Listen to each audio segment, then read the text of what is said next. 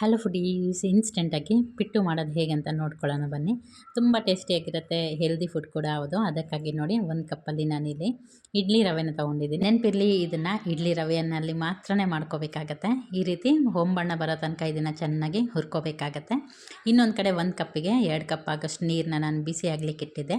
ಅದನ್ನು ಕಾದಿದೆ. ಈಗ ಇದಕ್ಕೆ ಸೇರಿಸ್ಬಿಟ್ಟು ಇದನ್ನು ಉಪ್ಪಿಟ್ಟು ಥರ ರೆಡಿ ಮಾಡ್ಕೊಂಡ್ರೆ ಆಯಿತು. ಇದು ತಣ್ಣಗಾಗಬೇಕು.